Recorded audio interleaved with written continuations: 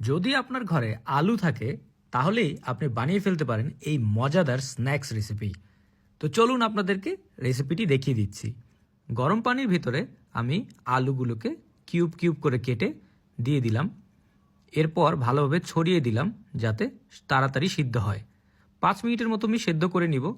আপনারা কে কোথা থেকে আমার এই ভিডিওটি দেখছেন অবশ্যই কমেন্ট করে জানাবেন, আমি আপনাদের সবার কমেন্টের উত্তর দিব।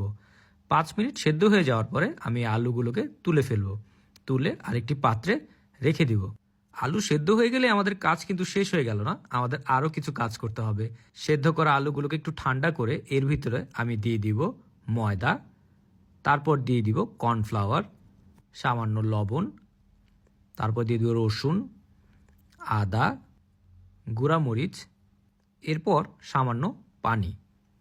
তারপর এই সবগুলোকে একসাথে ভালোভাবে আমরা মিক্স করে নিব। খেয়াল রাখবেন যাতে আলুর গায়ে এই সবগুলো উপকরণ ভালোভাবে লেগে যায়, তাহলে আমাদের এই রেসিপিটি অনেক বেশি সুন্দর হবে আর খেতেও অনেক সুস্বাদু হবে। এখন আমি মিডিয়াম গরম তেলের ভিতরে এই সবগুলো আলুকে ছেড়ে দিচ্ছি। একটি একটি করে সবগুলো আলু আমরা দিয়ে দিব, দিয়ে আমরা কিছুক্ষণ ভাজবো।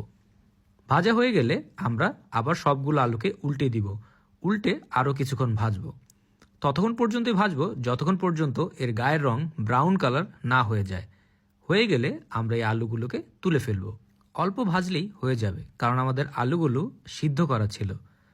তো বেশি ভাজবেন না, পুড়ে যেতে পারে। এরপরে আমরা একটি কড়াইয়ের ভিতরে নিয়ে নিব তেল, তারপর দিয়ে দিব পেঁয়াজ, তারপর দিয়ে দিব কুচি করে কাটা রসুন, এরপর দিয়ে দিব শুকনো মরিচ 2টি, কাঁচামরিচ। এরপর এগুলোকে আমরা কিছুক্ষণ ভাজবো, 2 মিনিট ভাজলেই হয়ে যাবে। 2 মিনিট ভাজার পর এর ভিতরে দিয়ে দিব কারি পাতা। আপনারা কারি পাতা না থাকলে না দিলেও চলবে, আর দিলে এই রেসিপির টেস্ট আরও ভালো হবে। এরপর আমি এর ভিতরে দিয়ে দিব সস, টমেটো সস দিয়ে দিব, বা আপনারা টমেটো ক্যাচাপও দিতে পারবেন। এরপর আমি সামান্য পানি দিয়ে আবার মিশ্রণটিকে ভালোভাবে মিক্স করে নিব। তারপর 2 মিনিটের মতো আমি রান্না করব। 2 মিনিট রান্না করার পরে আমরা এর ভিতরে আমাদের ভাজা আলুগুলো দিয়ে দিব। এরপর এগুলোকে আমি একসাথে খুব ভালোভাবে মিক্স করে নিব। ভালোভাবে আস্তে আস্তে এগুলোকে মিক্স করতে হবে, আর খুব অল্প জালে রান্না করতে হবে।